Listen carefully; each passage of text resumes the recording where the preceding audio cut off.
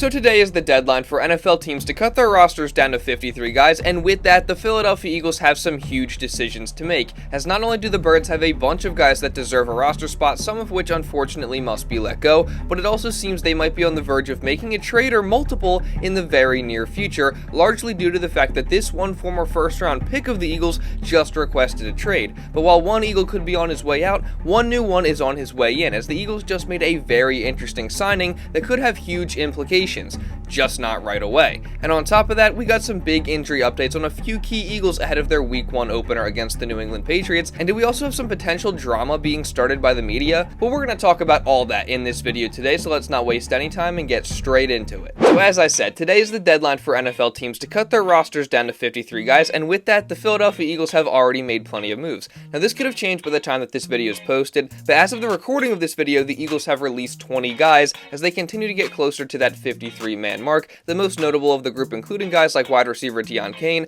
once and again Eagle Dennis Kelly, linebacker Tyreek Maddox-Williams, who was extremely impressive in the Eagles' last preseason game, and tight end Tyree Jackson, who has always been an interesting player because of his 6'7" stature and the fact that he switched from quarterback to tight end when he got to the NFL. But regardless, he is gone, as is the case for many other guys, so it'll be interesting to see if they want to bring any of these guys back to the practice squad, so I guess time will tell. Just like time will tell what other guys will end up getting cut, as well as who will end up making the roster. Now, someone who seems pretty likely to make the roster at this point is undrafted cornerback Eli Ricks, who was probably the standout of the preseason for the Eagles, as he had the best coverage grade of 105 guys who played 50 or more snaps in the preseason with a 90.2 rating. And on top of that, Ricks also allowed a passer rating of just 54.9 when targeted, along with allowing just 6 catches on 15 total targets, while also getting 4 pass breakups and a pick 6. I mean, he definitely balled out, and it really should be no surprise because if you know Rick's story, he was once a projected first-round pick before injuries limited him in his college career, and that ended up being the main reason that he went undrafted.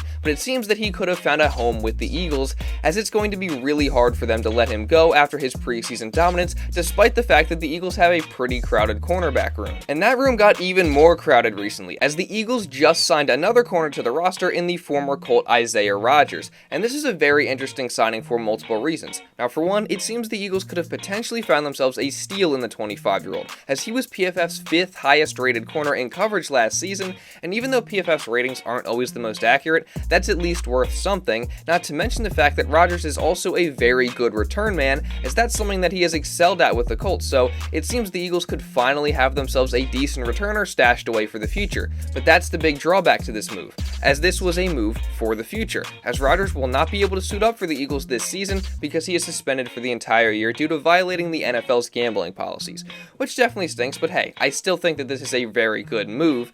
I mean, I think he's a good young player that has a chance to contribute to this team in some way or another after this season, and yeah, sure, he made a mistake. Obviously, you can't gamble. You definitely can't gamble on your own team, which is what he actually ended up doing and getting suspended for, but, you know, I'm sure he'll learn from this mistake and come back better than ever. This is an organization that is known for giving players their second chances, so hopefully Rodgers makes the most of his, and again, I think that this is a very good signing. But while Rodgers is on his way in, one other Eagle could be on his way out, as Mr. It's Always Him, Derek Barnett, aka the Eagles' 2017 first-round pick, has officially requested a trade, and he has done so in search of more playing time because he knows that if he remains with the Eagles this year, he's not going to get nearly as much playing time as he would like, simply because of the immense depth and talent that the Eagles' defensive line already has. So him and his agent, they're currently gauging the trade market. Now for the Eagles, they say they're not shopping him, and they say that they would like him to come back. Is this the truth or a tactic to raise his trade value? I'm not sure, but regardless, they are letting Barnett and his agent gauge the market. So this is definitely something that could end up happening very soon if there is in fact a market and the Eagles get an offer they like. Now personally, if Barnett does end up getting traded,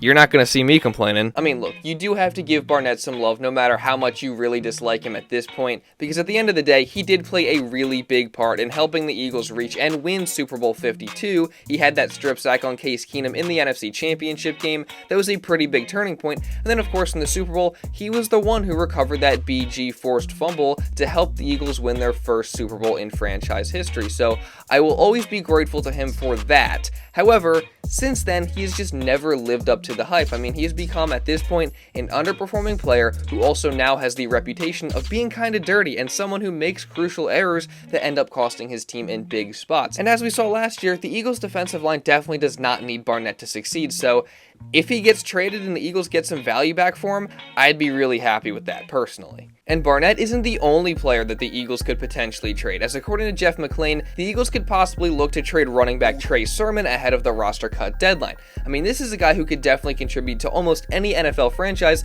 if given the correct opportunity, but with the Eagles' backfield being as crowded as it is, that probably won't be in Philly, so the two most likely scenarios are that he is either cut or he is traded. Maybe by the time you're watching this, one of those two things has already happened. I honestly think it's more realistic for him to be cut at this point. I mean, I doubt teams would give up assets at this point for a guy who will more than likely be on the open market in a few hours from this recording, unless someone likes him that much that they don't want to risk any other team picking him up, and they just want to go ahead and make a trade for him now. That's the only scenario that I see the Eagles actually being able to trade him, though, and I just don't know if that's actually the case. So I guess you never know. And another guy you don't quite know about at this point, who's also in a very similar situation to Sermon, is wide receiver Greg Ward Jr., as with the wide receiver room being so crowded, Ward could be the odd man out once again. I mean, both him and Sermon did not practice on Monday, so it does seem like G. Ward could be heading for another cut or a last-minute trade, although, again, that does seem unlikely to me at this point, which sucks because I absolutely love Greg Ward. I mean, he's always been reliable, he's always been there when the Eagles needed him, and I also love his story too. And I mean, believe it or not, one of my favorite Eagles plays ever was Greg Ward's game-winning touchdown versus Washington in 2019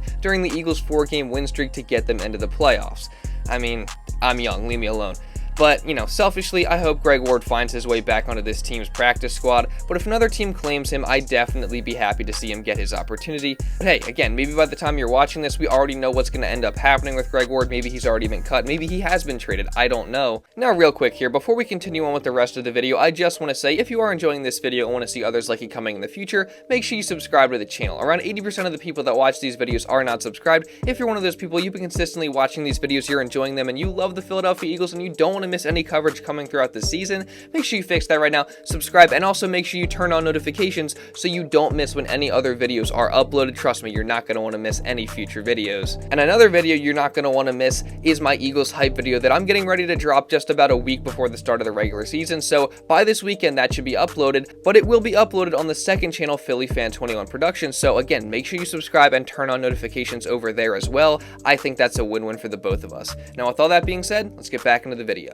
So aside from the Eagles making a last-minute blockbuster trade for Jonathan Taylor, which, by the way, just to get into this real quick here, yes, it would be crazy to have a superstar like Taylor behind this Eagles offensive line, along with the offensive weapons that we already have, but despite the fact that the Eagles have been one of the teams linked to him leading up to Tuesday's 4 p.m. deadline, I just don't see them making a trade for him, because for one, the Eagles already have a perfectly capable and extremely crowded running back room, and while yes, he would still easily be the best back of the group if he were added, I don't think the Eagles would be willing to give up the draft capital the Colts want, while also then having to pay Taylor the huge contract extension that he wants to actually realistically make this move. Now, I won't put anything past Howie Roseman. I know he calls on everybody. He has surely been in contact with the Colts regarding Taylor, and I'm sure the Eagles are one of the final teams involved in trade talks, and if something hasn't happened already with Taylor while you're watching this video or as this video has been uploaded, sure, the Eagles are probably still involved in the trade conversation, but I just still don't see it actually happening. So, I don't know. That's my take on it. Maybe he is traded to the Dolphins or some other team by the time this video is uploaded,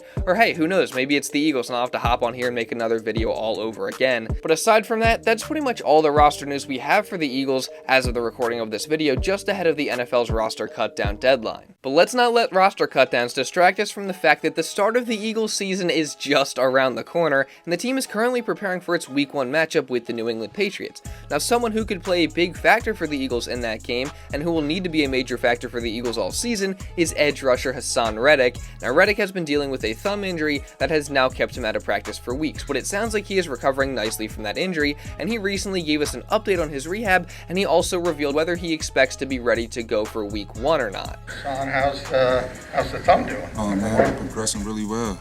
I figure like, hey, better to go get surgery now, make it stable for the season, just protect it, and had enough time to get it done. That way I could get back for Week 1. So the progression's been really well. You To play week 1? I do expect to, yes. So that's definitely some good news. It's great to hear that Reddick is on track to return soon and that he should be good to go for the start of the regular season. And someone else who we hope will return soon is the mini Haason Reddick, Nolan Smith, as the rookie has missed 5 straight practices now since leaving the team's second preseason game versus the Browns. Now after the game, Smith said he was fine and that he could have gone back in if he wanted, but the Eagles medical staff just kept him out for precautionary reasons. But now that he's missed this much time, it's starting to get some fans worried about this injury. I mean, it's definitely weird that we haven't gotten much of an update on it, and also it's weird that he's missed as many practices as he has if the injury is not all that serious. Now, hopefully this is just precautionary as well, but I'm not sure what to think. So I'm turning to you guys. Should we be worried about Nolan Smith missing this much time, or is it no big deal? I mean, I'm not panicking yet, but it would be nice to get an update, you know? Now, the last thing I want to talk about is this situation regarding the Eagles receiver duo. Now, a few weeks back, Darius Slay had some comments saying he expects DeVonta Smith to become the best receiver in the NFL soon. So then on Monday, A.J. Brown had a press conference where it seems like reporters were maybe trying to stir up a little bit of drama. AJ, Slay said recently that it won't be too much longer until we're calling DeVonta the best receiver in the league. Yeah. Curious to get your reaction to that. I think Slay is just supporting his teammate. You know, everybody knows DeVonta is a really good player. You know, I think he's just giving DeVonta his flowers. You know, I'm excited for this season for the both of us. You know, it's not no competition for none of us. You know, honestly, I wish the fans would stop trying to choose, you know, and just enjoy both of us while they have both of us, you know. I just think in that situation, man, Slay is just giving his flowers to DeVonta. He goes against him most of the time, so. AJ, do you feel like there is fans kind of picking Team AJ, Team DeVonta? Do you sense that? Not to even get into all that, but you know, sometimes you see it, and I have seen reporters just asking each of us questions, and I don't think you should do that. I think you should just enjoy both of us. You know, it's not about me and DeVonta. We're great together. We complement off each other really well, and like I said, that's another wide receiver one on the side of me, man. So I think everybody, the city of Philly or whoever, I think you should just appreciate both of us while you have us, cause. Now look, I don't want to accuse anyone of anything. I don't know if the media's goal was to try and start some drama, but it certainly seems like Darius Slay thinks that they were, and to be honest, I really don't know why these questions needed to be asked. I mean, I completely agree with what AJ said. We should just enjoy both of them because we really got what I believe to be 2 top 10 wideouts on the same team. So that's a blessing as a football fan. I mean, we just got to enjoy it while we got it because we definitely know it's not always going to be like this. And overall, I just can't wait to see how the duo of AJ Brown and DeVonta Smith does this year. And man, it's just around the corner. I cannot wait for this season to get started, and we're going to be covering it all on this channel. So if you don't want to miss any of that, again, make sure you subscribe and turn on notifications so you don't miss when any future videos are uploaded. Also, if you did enjoy this video, make sure you drop a like on it to show some support, and leave a comment down below regarding anything that I talked about in this video. And also, again, make sure you subscribe to the second channel so you don't miss when I drop my Eagles hype video. And also, if you want to watch another video recapping the Eagles' final preseason game versus the Indianapolis Colts, then you can go watch this video right here. Now, with all that being said, that's pretty much all I got for this one, guys. So thank y'all so much for watching, and I'll see you in the next video.